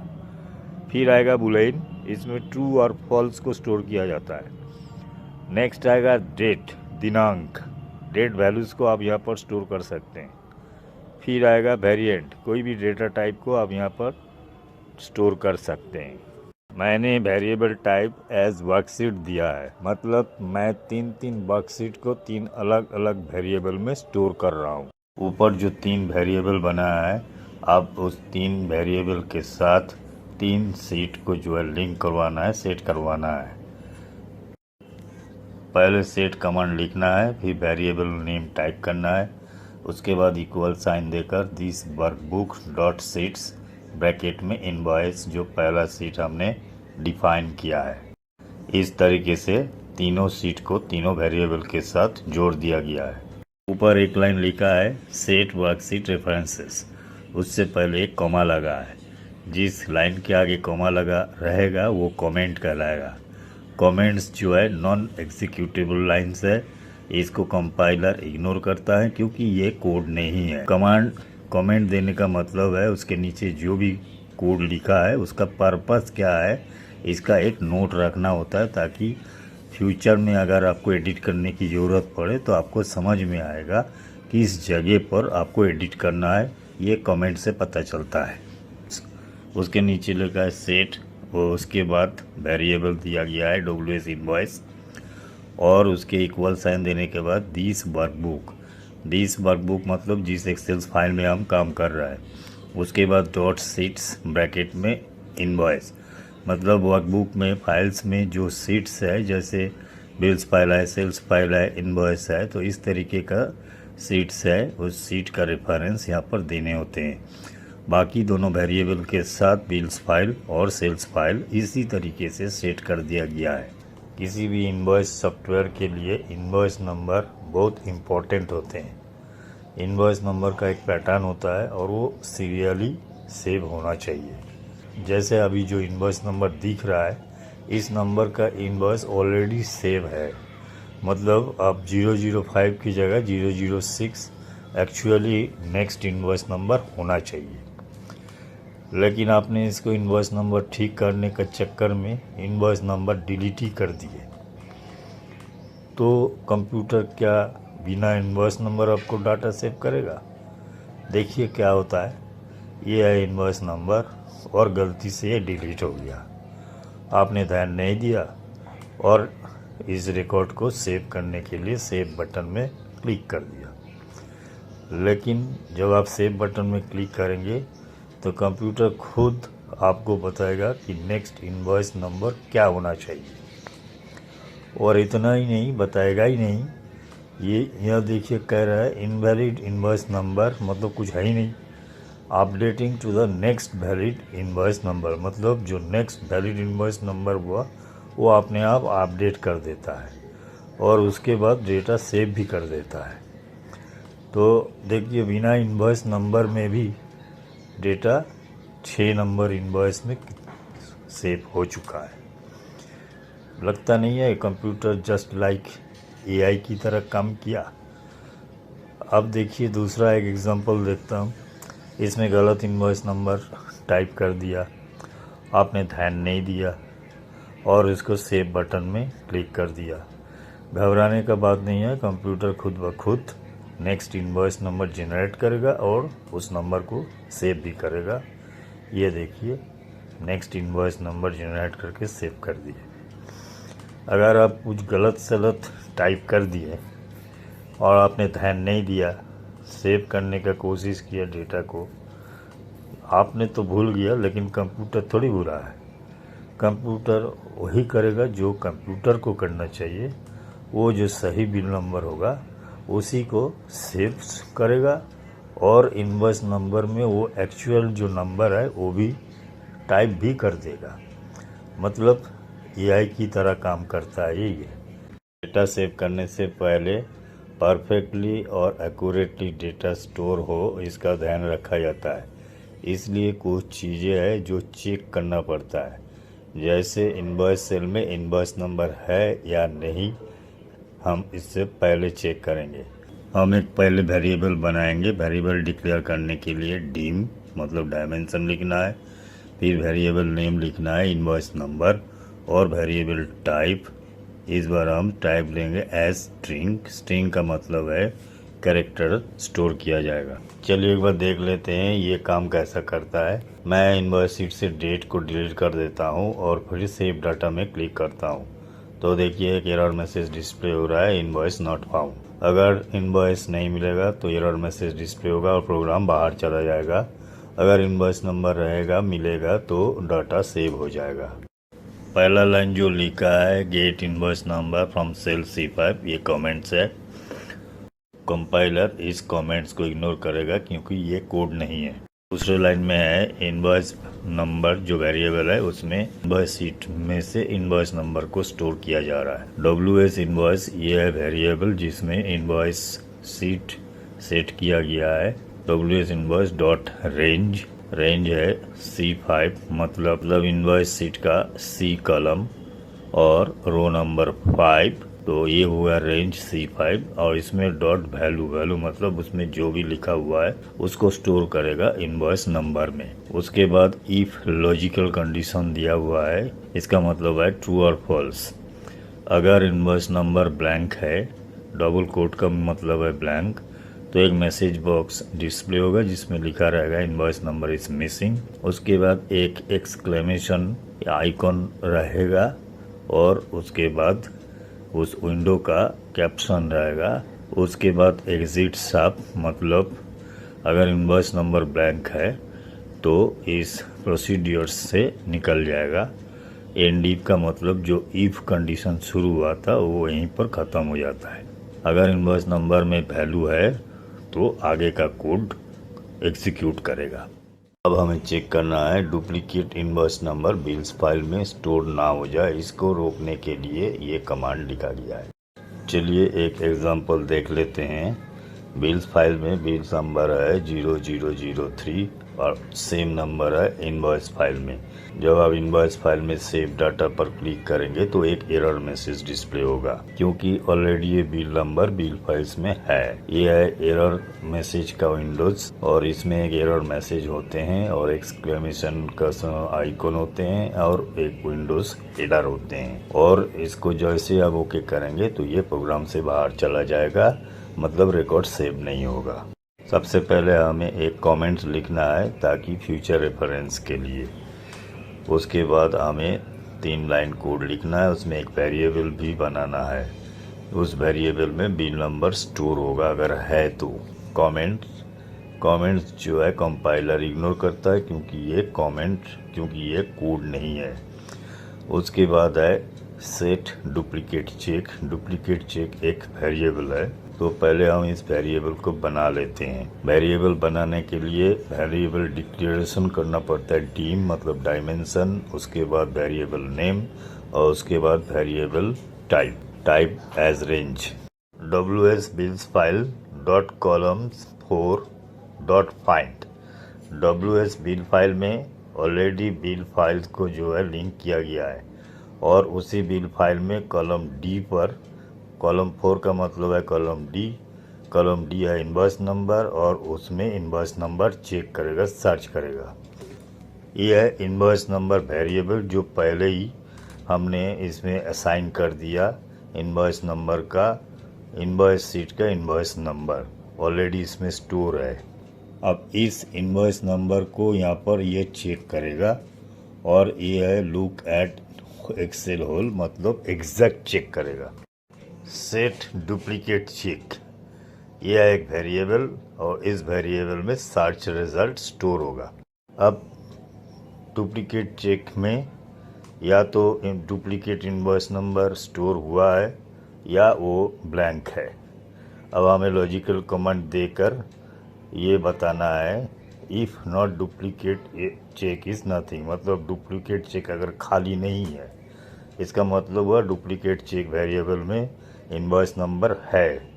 तो मैसेज बॉक्स डिक्लेयर करेगा, एक मैसेज बॉक्स डिस्प्ले होगा invoice number already exist in bills file और एक एक्सक्लेमेशन आइकॉन और साथ डुप्लीकेट इनवॉइस नॉट फाउंड ऐसा एक हेडिंग आएगा। उसके बाद है एग्जिट साफ मतलब प्रोग्राम यहीं से बाहर चला जाएगा, बाकी जो भी कोड है उसको रीड नहीं करेगा। उसके बाद है एंड इफ मतलब जो इफ कमांड शुरू हुआ था उसका यहीं पर ख़त्म होता है। How to find the last row and how to find the last invoice के बारे में बताऊंगा। इसका कोडिंग आप कैसे करेंगे। यह है बिल्स फाइल, इसमें कॉलम नंबर टी पर है इनवॉइस नंबर और रो नंबर 43 पर है लास्ट इनवॉइस नंबर। ये बात हमें पता है, आपको भी पता चल गया, लेकिन कंप्यूटर को इस बात को पता नहीं है, इसलिए उसको ढूंढने के लिए कहा जाएगा। तो सबसे पहले हमें 2 वेरिएबल बनाना है। एक है लास्ट रो, इसका टाइप होगा लॉन्ग मतलब न्यूमेरिकल वैल्यू स्टोर होगा। दूसरा है लास्ट इनवॉइस नंबर, इसका टाइप है स्ट्रिंग मतलब कैरेक्टर स्टोर होगा।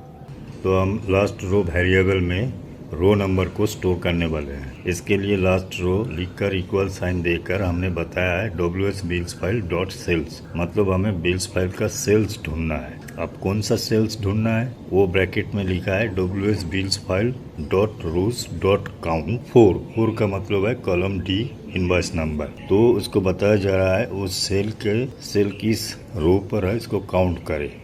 उसके बाद है डॉट एंड। अब आप देखेंगे डॉट एंड का मतलब है तो सबसे लास्ट जो रो है उस तक पहुंच गया, कॉलम D का लास्ट रो पर पहुंच चुका है। अब वो यहाँ से ऊपर की तरफ काउंट करते हुए आएगा। जैसे डॉट एंड के बाद ब्रैकेट में एक सेल अप लिखा है, अप का मतलब ऊपर की तरफ वो काउंट करेगा और काउंट करते हुए उस रो पर पहुंचेगा जहाँ लास्ट रो नंबर वैल्यू है। जैसे इसको लास्ट रो में वैल्यू मिल जाएगा, वो रो नंबर को जो है वेरिएबल में स्टोर कर देगा। अब हमें रो नंबर मिल चुका है। अब जो लास्ट इनवॉइस नंबर का वेरिएबल है उस पर उस सेल का वैल्यू स्टोर करना है, मतलब इनवॉइस नंबर स्टोर करना है। तो उसमें बताया जा रहा है last invoice number equal bills file का उस सेल का वैल्यू चाहिए जो लास्ट रो में है। तो लास्ट रो में जो इनवॉइस नंबर है उस नंबर को वो इस वेरिएबल में स्टोर कर देंगे। अब मैं नीचे 2 मैसेज बॉक्स लिखा है ये देखने के लिए ये सही काम किया है कि नहीं। तो देखिए जैसे हम सेव बटन में क्लिक करते हैं तो पहले वो लास्ट रो नंबर दिखा रहा है और उसके बाद लास्ट इनवॉइस नंबर दिखा रहा है, मतलब परफेक्टली ये काम किया है।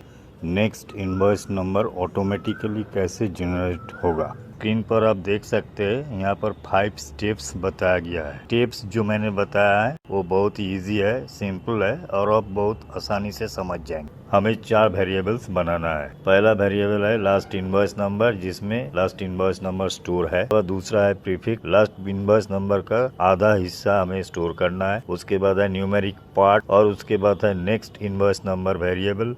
इस वीडियो में एक इम्पोर्टेंट चीज नहीं है जो मैं पिछले वीडियो में अपलोड किया है, वो है ये जो बिल्स फाइल है इसमें लास्ट इनवॉइस नंबर आप कैसे रिट्रीव करेंगे। तो इसके लिए सबसे पहले आपको पता करना होता है लास्ट रो जहाँ पर वैल्यू है, और उसके बाद वैल्यू को एक वेरिएबल में स्टोर करना है जो लास्ट इनवॉइस नंबर है। तो ये देखने के लिए, जानने के लिए आप पिछला वीडियो जरूर देखिए। यहाँ पर आप देख सकते हैं जब आप सेव बटन में क्लिक करेंगे तो सबसे पहले लास्ट रो नंबर बताएगा और फिर क्लिक करने पर लास्ट इनवॉइस नंबर बताएगा। ये पिछले वीडियो में है, आप देख लीजिए। तो चलिए पहले वेरिएबल बना लेते हैं। वेरिएबल डिक्लेयर करने का तरीका है डीम लिखना है, मतलब डायमेंशन, उसके बाद वेरिएबल नेम और उसके बाद वेरिएबल टाइप। तो प्रीफिक्स का टाइप से होगा स्ट्रिंग, न्यूमेरिक पार्ट वेरिएबल का टाइप होगा लॉन्ग, मतलब न्यूमेरिकल वैल्यू है जिससे हमें कैलकुलेशन करवाना है। अब हमें कोडिंग लिखना है। सबसे पहले हमें देना है कमेंट्स देना जरूरी है क्योंकि नीचे जो कोड लिखा है उसका पर्पस क्या है ये बताना है। कमेंट्स जो है कंपाइलर इग्नोर करता है क्योंकि ये कोड नहीं है। उसके बाद हम 2 लाइन कोड लिखेंगे। तो प्रीफिक्स ये वेरिएबल मैंने पहले ही बना चुका हूँ। उसके बाद इक्वल साइन दीजिए। उसके बाद लिखना है लेफ्ट, मतलब हमें लेफ्ट पोर्शन चाहिए। कहाँ से चाहिए, तो ब्रैकेट के अंदर लिखा है लास्ट इनवॉइस नंबर, इसमें लास्ट इनवॉइस नंबर स्टोर है। फिर हमें बताना है कहाँ तक चाहिए, कितना हिस्सा चाहिए। तो उसके लिए in string last invoice number के जहाँ पर स्लैश है वहीं तक हमें इसमें लेफ्ट पोर्शन को वेरिएबल में स्टोर करना है। देखिए इसमें 2024-25 स्लैश इतना कॉपी हो जाएगा। स्टेप 2 है extract numeric part. Numeric part एक वेरिएबल है। उसके बाद इक्वल साइन दीजिए, फिर लिखिए CLNG। C का मतलब है कन्वर्ट, LNG का मतलब है variable type long numeric value, क्योंकि इसके साथ हमें कैलकुलेट करना है।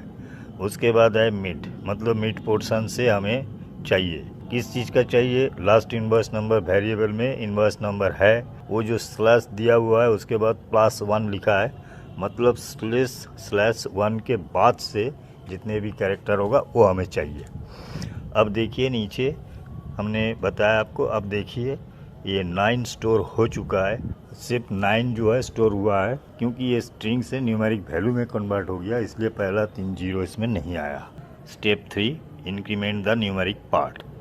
अब न्यूमेरिक पार्ट में वैल्यू स्टोर हो चुका है जो है 9। इक्वल देकर फिर न्यूमेरिक पार्ट मतलब 9 प्लस 1 इक्वल हो गया 10। उसके बाद स्टेप 4, तो जब हम कंबाइन करते हैं तो नेक्स्ट इनवर्स नंबर में दो चीज़ है, कंबाइन प्रीफिक्स एंड इंक्रीमेंट, और इसमें फॉर्मेटिंग भी है। नेक्स्ट इनवर्स नंबर एक वेरिएबल है, वो मैंने बनाना भूल गया था, चलिए अभी बना लेता हूँ। इक्वल साइन देकर प्रीफिक्स जिसमें 2024/25 स्टोर है, एंड साइन मतलब ये जुड़ता है दूसरे से। फॉर्मेट न्यूमेरिक पार्ट, अब न्यूमेरिक पार्ट का वैल्यू है 10, उसको फॉर्मेट करके 4 डिजिट किया जा रहा है, और फाइनल जो वैल्यू हमें नेक्स्ट इनवर्स नंबर में स्टोर हो चुका है वो है 2024/25/0010। इनवर्स नंबर स्टोर किया, ये अब स्ट्रिंग में कन्वर्ट हो चुका है, मतलब कैरेक्टर में कन्वर्ट हो चुका है। अब उसके नीचे हमने एक मैसेज बॉक्स लिखा है, ये ऑप्शनल है, ये हम देखने के लिए किया है, अब भी मैसेज बॉक्स बना सकते हैं। मैसेज बॉक्स टाइप करके उसके बाद इन्वर्टेड कॉमा के अंदर जो भी टेक्स्ट आप डिस्प्ले करना चाहते हैं वो टाइप कर दीजिए, और फिर एंड साइन देकर नेक्स्ट इनवर्स नंबर वेरिएबल को यूज़ कीजिए, और उसके बाद वीवी क्रिटिकल या वीवी इंफॉर्मेशन जो भी आइकॉन आपको चाहिए वो सिलेक्ट कीजिए, और उसके बाद उस विंडो का कैप्शन क्या देंगे वो टाइप कर दीजिए। इतना करके एंटर कर दीजिए। उसके बाद इस प्रोग्राम को रन करवा के देख लीजिए रिज़ल्ट क्या होता है। तो चलिए हम भी एक बार रिज़ल्ट देख लेते हैं। जैसे हम सेव बटन में क्लिक करेंगे तो ये पिछला वीडियो का वो दिखा रहा है। पहले दिखाया रो नंबर क्या है, फिर दिखाया है नेक्स्ट इनवर्स, फिर दिखाया लास्ट इनवर्स नंबर क्या है, और अब दिखाएगा नेक्स्ट इनवर्स नंबर क्या है। How to locate the next empty row to append new data automatically, मतलब हम जो डाटा सेव करते हैं, जो एग्जिस्टिंग डाटा है उसके नीचे ब्लैंक रो से डाटा सेव होता है, वो कैसे कंप्यूटर को पता चलता है ब्लैंक रो कहाँ है, इसी को बताएंगे हम कोड के माध्यम से। देखिए यह बिल्स फाइल, इसमें रिकॉर्ड है 43, मतलब 44 रो से डाटा सेव होना चाहिए। ये है 3 लाइन का कोड। सबसे ऊपर जो लाइन है वो है कमेंट्स, जिस लाइन के आगे कॉमा लगा रहेगा उसको कमेंट्स कहलाएगा। कंपाइलर कमेंट्स को इग्नोर करता है, एग्जीक्यूट नहीं करता है, क्योंकि ये कोड नहीं है। अब आप देख सकते हैं इसमें 2 वेरिएबल है, एक है बिल रो और एक है सेल रो। इन दोनों वेरिएबल में दोनों सीट का ब्लैंक रो स्टोर किया जाएगा। तो हम पहले 2 वेरिएबल बना लेते हैं। वेरिएबल डिक्लेयर करने का तरीका है, सबसे आगे लिखिए डिम मतलब डायमेंशन, उसके बाद वेरिएबल नेम, और उसके बाद वेरिएबल टाइप। मैं यहाँ लॉन्ग टाइप दे रहा हूँ, यह है न्यूमेरिकल टाइप, क्योंकि हमें ये कैलकुलेशन करवाना है। इसके अलावा इन दोनों लाइन में 2 और वेरिएबल है, एक है WS बिल्स फाइल और एक है WS सेल्स फाइल। इन दोनों वेरिएबल के साथ 2 सीट सेट किया गया है। आप इस प्रोग्रामिंग में देखिए सबसे ऊपर जो है 3 वेरिएबल मैंने पहले डिक्लेयर किया वर्कशीट टाइप का, और नीचे तीनों सीट को तीनों वेरिएबल के साथ जोड़ दिया है, सेट कर दिया है।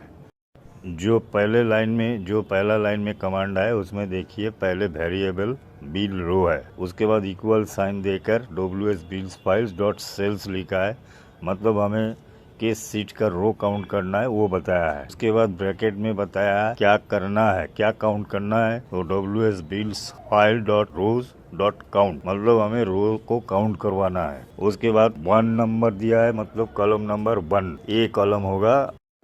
उसके बाद लिखा है डॉट एंड, मतलब हम कह रहे हैं कि आप सीट के सबसे नीचे जो रो है उस पर पहुँचे, तो ये है सबसे नीचे वाला रो। अब ब्रैकेट में कहा गया है एक्सेल अप, मतलब आप ऊपर की तरफ काउंट करते हुए आगे बढ़े। जैसे ही लास्ट रिकॉर्ड में वैल्यू मिल जाएगा, उस रिकॉर्ड जिस रो में है उसको स्टोर कर लीजिए, और उसके बाद उसके साथ 1 ऐड कर दीजिए।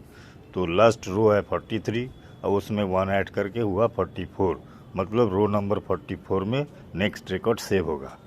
तो हमें दोनों सीट का रो नंबर मिल चुका है। अब हम सेव बटन में क्लिक करके देखेंगे सही रो पर सेव हो रहा है या नहीं। ये है इनवॉइस शीट। इसमें एक बिल मैंने बना के रखा है जिसमें 5 प्रोडक्ट है। अब जैसे मैं सेव बटन में सेव डाटा में क्लिक करेंगे तो एक मैसेज डिस्प्ले होगा, डाटा से सेव डाटा सक्सेसफुली, और रिकॉर्ड सेव हो जाएगा। तो चलिए बिल फाइल में देख लेते हैं। और देखिए यहाँ पर रिकॉर्ड सेव हो चुका है, 44 रो से डाटा सेव हो चुका है। सेल्स फाइल्स के लिए भी वही कमांड है, से वेरिएबल चेंज हो जाएगा। ये है सेल्स फाइल, इसमें भी देखिए लास्ट रिकॉर्ड में डाटा सेव हो चुका है। ये है full coding. Do while loop के अंदर इनवॉइस सेल्स वैल्यू हम बिल्स फाइल कॉलम में सेव करेंगे और उसके बाद लूप के बाहर जाकर सेल्स फाइल में सिंगल डाटा सेव करेंगे। बिल्स फाइल में मल्टी डाटा सेव होगा, सेल्स फाइल में सिंगल डाटा सेव होगा।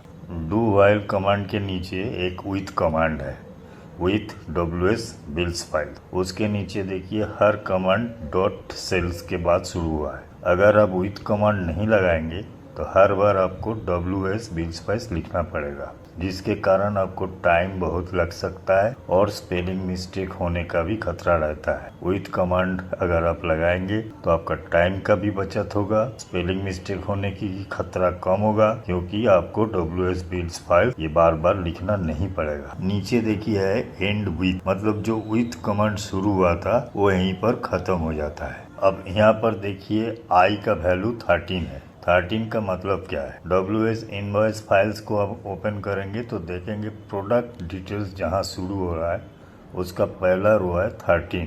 अब देखिए do while WS invoice dot cell bracket में आई का मतलब पहले ही हमने बता दिया 13, मतलब रो नंबर 13। उसके बाद है टू का मतलब कॉलम बी 13 रो, मतलब B13 में प्रोडक्ट आईडी का वैल्यू है। अगर प्रोडक्ट आईडी का वैल्यू ब्लैंक नहीं है तो नीचे जो बिल रो है, मतलब बिल्स फाइल का रो, उस रो में इनवॉइस शीट का डाटा बिल्स फाइल में सेव होगा।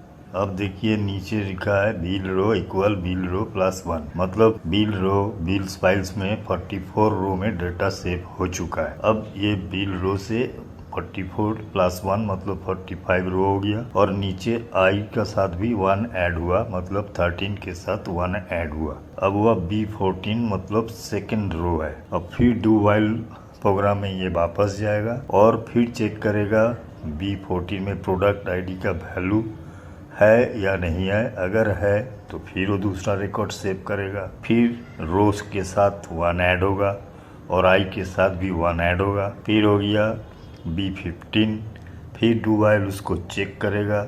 इस तरीके से ये सेव करते रहेंगे। जैसे ही प्रोडक्ट आईडी का वैल्यू ब्लैंक रहेगा वहीं पर वो लूप से बाहर चला जाएगा। उसके बाद वो सेल्स शीट में सिंगल रिकॉर्ड को सेव करेगा और उसके बाद प्रोग्राम से बाहर जाएगा और एक मैसेज डिस्प्ले करेगा, इनवॉइस सक्सेसफुली सेव, और उसके बाद वो प्रोग्राम से बाहर चला जाएगा। तो यही है डू व्हाइल लूप का फंक्शन। जब तक प्रोडक्ट वैल्यू उसको मिलेगा तब तक वो रिकॉर्ड सेव करता रहेगा। जैसे ही प्रोडक्ट वैल्यू नील मिलेगा वैसे ही वो प्रोग्राम से बाहर, लूप से बाहर जाएगा और फिर सेल्स रो में डेटा सेव करते हुए वो प्रोग्राम से बाहर चला जाएगा। हेलो फ्रेंड्स, आज का वीडियो का विषय है ऐड न्यू इनवॉइस बटन के लिए हमें फंक्शन लिखना है। आज का वीडियो का खासियत यह है, मैं ये पूरा कोडिंग ChatGPT से लिखवाऊंगा और उसके बाद उसको कॉपी पेस्ट करूंगा। तो चलिए हम देखते हैं ये काम कैसे ChatGPT से करवाना है। तो हमें ChatGPT को ये बताना है हमें करना क्या है। इसके लिए हमें पहले एक रेफरेंस देना है किस सीट में करवाना है और किस बटन में करवाना है, और उसके बाद क्या करवाना है। तो हम चाहते हैं जो इनवॉइस नंबर है वो बिल्स फाइल में जो लास्ट नंबर है उसके बाद न्यू नंबर यहाँ पर ऑटोमेटिक जनरेट हो, और आज का जो बिल डेट है टुडे, इस डेट अपने आप आ जाए, मतलब नेक्स्ट इनवॉइस नंबर ऑटोमेटिकली आ जाए और करेंट डेट सेल में ऑटोमेटिकली आ जाए।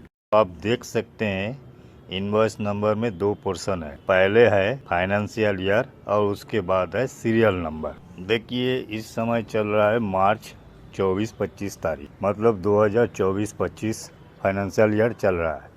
अभी 5-7 दिन बाद ये चला जाएगा 1 अप्रैल 2025, मतलब फाइनेंशियल ईयर होगा 2025-26। अब हम चाहते जैसे ही डेट चेंज होगा, फाइनेंशियल ईयर चेंज होगा, बिल नंबर भी ऑटोमेटिकली अपडेट हो, 2024-25 की जगह ऑटोमेटिकली 2025-26 आ जाए। मतलब यही हुआ, डेट जिस फाइनेंशियल ईयर का होगा, इनवॉइस नंबर भी वही फाइनेंशियल ईयर का बनेगा। तो जैसे ही मैंने ये लिख कर एंटर किया, चैट जीपीटी मेरे लिए कोड लिख के दिया है। अब मैं इस कोड को कॉपी करके विजुअल बेसिक एडिटर में जाके पेस्ट कर दूंगा। विजुअल बेसिक एडिटर कैसे ओपन करेंगे इसके बारे में एक वीडियो मैंने पहले अपलोड कर चुका हूँ, वो देख लीजिएगा। ये है जनरेट इनवॉइस नंबर सब रूटीन, मतलब जनरेट इनवॉइस नंबर ये मैक्रोनेम है। ऐड न्यू इनवॉइस बटन के साथ अब मैक्रो को असाइन करना पड़ेगा। अब बटन पर राइट क्लिक कीजिए, असाइन में क्लिक कीजिए। अब एक लिस्ट दिख रहा है, उसमें macro name generate invoice number पर क्लिक करके ओके कर दीजिए। यह है बिल्स फाइल, इसमें लास्ट इनवॉइस नंबर 10 है, न्यू इनवॉइस नंबर आया 11। ये आप मतलब next invoice number automatically generate हुआ है। अब मैं डेट चेंज कर 2 अप्रैल 2025 कर दिया, और जैसे मैं ऐड न्यू बटन में क्लिक किया, देखिए इनवॉइस नंबर 2024-25 की जगह 2025-26 में चेंज हो गया। इसके अलावा सीरियल नंबर भी 0001 से शुरू हुआ है। मतलब जैसे जैसे फाइनेंशियल ईयर चेंज होगा, वैसे वैसे इनवॉइस का जो सीरीज़ है वो भी ऑटोमेटिकली चेंज हो जाएगा। लेकिन इसमें एक प्रॉब्लम है। प्रॉब्लम यह है कि आप इनवॉइस डेट कुछ भी डालिए वो एक्सेप्ट हो जाएगा। रियलिटी में ये नहीं होना चाहिए। तो हमें इनवॉइस नंबर पर कुछ रेस्ट्रिक्शन लगाना है। जैसे करेंट डेट से 7 दिन पहले या 7 दिन बाद ही इनवॉइस डेट एक्सेप्ट होगा। उससे आगे या उससे बाद का अगर आप इनवॉइस डेट डालेंगे तो रिजेक्ट हो जाएगा। ये कैसे होगा, ये हम चैट जीपीटी से पूछते हैं। मैंने चैट जीपीटी से यही बोला कि जो भी करेंट इनवॉइस डेट होगा उससे 7 दिन पहले या 7 दिन बाद का जो डेट का पीरियड है उसी में इनवॉइस बन सकता है। अगर उससे पहले या उससे बाद का डेट होगा तो रिजेक्ट हो जाएगा। अब देखिए चैट जीपीटी ने मेरे लिए प्रोग्राम लिख के दिया तो है, लेकिन मैं उस कोडिंग का इस्तेमाल नहीं करूँगा। चैट जीपीटी ने एक डेटा वैलिडेशन का भी ऑप्शन दिया है, तो मैंने इसी ऑप्शन को अप्लाई करने वाला हूँ। तो हम डेटा वैलिडेशन को अप्लाई करता हूँ। अब डेटा टैब पर आइए, फिर डेटा वैलिडेशन पर क्लिक कीजिए। यहाँ पर देखिए एक ऑप्शन है लिस्ट में क्लिक कीजिए और सिलेक्ट कीजिए डेट। अभी देखिए 2 ऑप्शन दिख रहा है, स्टार्ट डेट और एंड डेट। आप चैट जीपीटी का पेज पर आइए, यहाँ पर देखिए फार्मूला लिखा हुआ है, उसको कॉपी कीजिए और फिर वापस जाइए डेटा वैलिडेशन शीट पर और वहाँ जाके स्टार्ट डेट में पेस्ट कर दीजिए, और वही चीज़ एंड डेट में भी पेस्ट कर दीजिए, और सिर्फ जो माइनस साइन है उसको चेंज करके प्लस साइन कर दीजिए। अब ऊपर 2 और ऑप्शन है, एरर मैसेज या एक डिस्प्ले मैसेज होता है यूज़र के लिए। अगर आप उसमें कुछ टाइप करना चाहते हैं, टाइप करके ओके कर दीजिए। अब आप इनवॉइस शीट में आइए और डेट सेल में जाके 7 दिन से ऊपर या 7 दिन के बाद कोई भी डेट टाइप कीजिए। देखिए ये एक्सेप्ट नहीं होगा, एरर मैसेज डिस्प्ले कर रहा है। मतलब आप अगर आज 10 तारीख है तो आप 3 तारीख से पहले का या 17 तारीख का बाद का डेट नहीं डाल सकते हैं। अब हमें जो सेल वैल्यू है उसको क्लियर करना है। तो मैंने चैट जीपीटी को इनवॉइस शीट का एक स्क्रीनशॉट लेकर पोस्ट किया और बताया कि ये जो सेल वैल्यू है इसको क्लियर कैसे करेंगे। तो देखिए वो कोड लिख के दे रहा है। इसमें जो है कुछ गलती चैट जीपीटी करता है, मतलब सेल रेफरेंस सही नहीं होता है, तो हम इसका कुछ हिस्सा कॉपी करके विजुअल बेसिक एडिटर में पेस्ट कर देते हैं और फिर एक एक करके सेल रेफरेंस को चेंज कर देते हैं। जब आप क्लियर कमांड लिखेंगे तो आपको ध्यान रहना चाहिए, जिस सेल में फार्मूला लिखा है उसको आप क्लियर मत कीजिएगा। मतलब जैसे यहाँ कस्टमर आईडी है, इसको हम हटा देते हैं तो देखिए सारा ऑटोमेटिकली क्लियर हो जाता है। तो इसका मतलब है उन सारे सेल्स में फार्मूला लगा हुआ है, तो वो हमें क्लियर करना नहीं है। हमें सिर्फ कस्टमर आईडी का सेल को क्लियर करना है। उसी तरह प्रोडक्ट आईडी को भी सिर्फ क्लियर करना है और क्वांटिटी को क्लियर करना है। बाकी सब में फार्मूला लगा है, तो वो सब हमें क्लियर नहीं करना है। ध्यान रहे, जो भी सेल में, जिस सेल में भी फार्मूला लगा है उसको क्लियर मत कीजिएगा, क्योंकि फिर फार्मूला क्लियर हो जाएगा, फिर आपका पूरा सिस्टम गड़बड़ हो जाएगा। तो यही हुआ ऐड न्यू इनवॉइस बटन का फंक्शंस या कोडिंग। मैं आपको एक चीज़ और बता दूं, इसमें इनवॉइस नंबर का जो भी कोडिंग मैंने किया है ये सिर्फ आपको दिखाने के लिए किया है। ऐड इनवॉइस में मैं इसका इस्तेमाल नहीं करूंगा, फार्मूला सेव इनवॉइस बटन में डाल दूंगा, क्योंकि इसकी ज़रूरत सेव इनवॉइस बटन में पड़ेगा।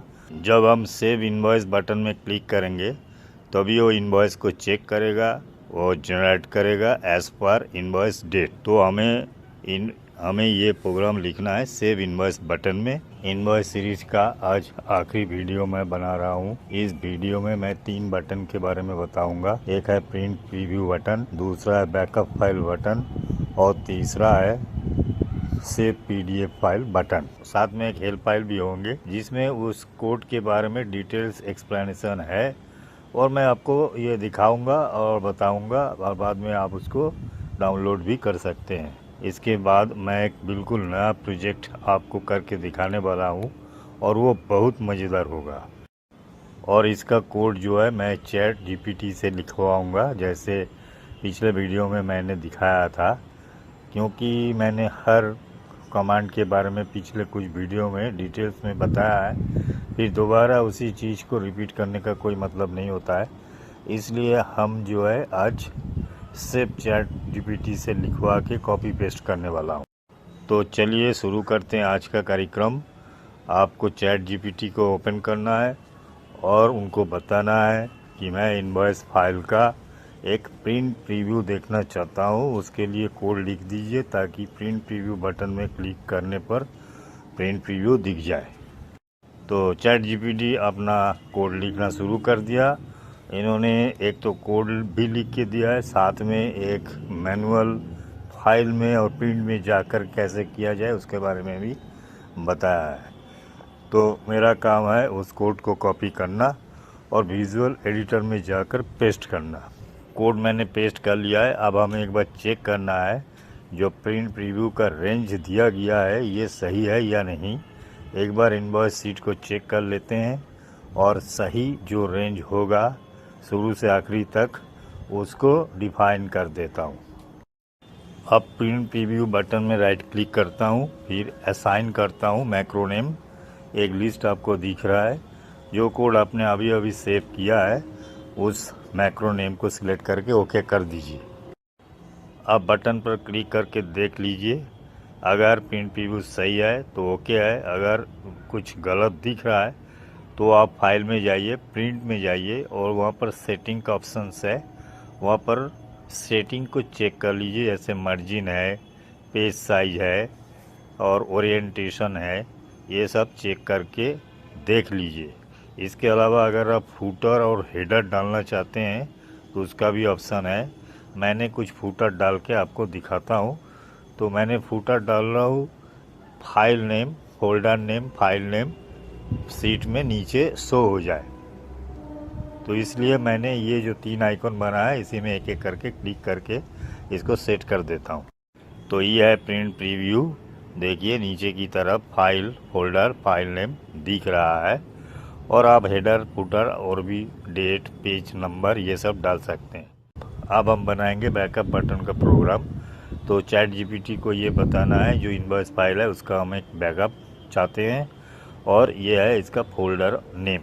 फोल्डर नेम आप पहले ही तय कर लीजिए और उसको रेफर कर दीजिए, एंटर कर दीजिए। तो देखिए वो आप प्रोग्राम लिखना शुरू कर दिए हैं। जैसे ही प्रोग्राम लिखना ख़त्म हो जाएगा हम इस कोड को कॉपी करेंगे और विजुअल एडिटर में जाके पेस्ट कर देंगे। फिर जो बैकअप बटन है उसमें राइट क्लिक करके असाइन में क्लिक करेंगे और मैक्रो को सिलेक्ट करके ओके कर देंगे। फिर बटन में क्लिक करेंगे, देखेंगे ये सही है कि नहीं। तो यह मैसेज अगर दिख रहा है, तो आपको अगर मैसेज दिख रहा है बैकअप फाइल सक्सेसफुली क्रिएटेड, तो आप फोल्डर में जाएं और जाके चेक कर लीजिए। तो यहाँ पर आप देख सकते हैं यहाँ पर बैकअप हो चुका है, ये है फाइल नेम। अब सेव पीडीएफ फाइल बटन के लिए कोड लिखना है। चैट जीपीटी में जाइए और बताइए इनवॉइस फाइल का हम पीडीएफ फाइल में सेव करना चाहते हैं। तो एंटर कीजिए और वो कोड लिखना शुरू कर देंगे। देखिए कोड लिख रहा है और वो इंस्ट्रक्शन भी देता है कैसे क्या करना है, या कोड का फंक्शन क्या है, कैसे काम करेगा, ये भी एक बार देखना ज़रूरी है, देख लीजिएगा। आप पहले से ही एक फोल्डर नेम ज़रूर बता दीजिएगा, पीडीएफ फाइल कहाँ सेव होगा ये बताना ज़रूरी है। जैसे ही कोड लिखना पूरा हो जाए उसको कॉपी करके विजुअल एडिटर में पेस्ट कर दीजिए और फिर सेव बटन से सेव पीडीएफ फाइल बटन में जाकर राइट क्लिक कीजिए, असाइन कीजिए और मैक्रो नेम को सिलेक्ट करके ओके कर दीजिए। अब बटन में क्लिक करके देख लीजिए प्रोग्राम ठीक तरीके से काम कर रहा है कि नहीं, पीडीएफ फाइल जनरेट हो रहा है कि नहीं। अगर पीडीएफ फाइल जनरेट नहीं हुआ तो एक एरर मैसेज डिस्प्ले होगा। उस एरर मैसेज में क्या लिखा है और एरर नंबर क्या है वो देख लीजिए और फिर चैट जीपीटी में जाकर एरर नंबर देकर उनसे पूछिए, तो वो दोबारा आपके लिए कोड लिख के देंगे। फिर उसको कॉपी करके पेस्ट कर लीजिए। आज के लिए इतना ही। अब नेक्स्ट प्रोजेक्ट बहुत इंटरेस्टिंग होने वाला है, जैसा मैंने पहले बताया है। तो आप देखते रहिए, सीखते रहिए। धन्यवाद। इसके बाद मैं एक बिल्कुल नया प्रोजेक्ट आपको करके दिखाने वाला हूँ और वो बहुत मज़ेदार होगा।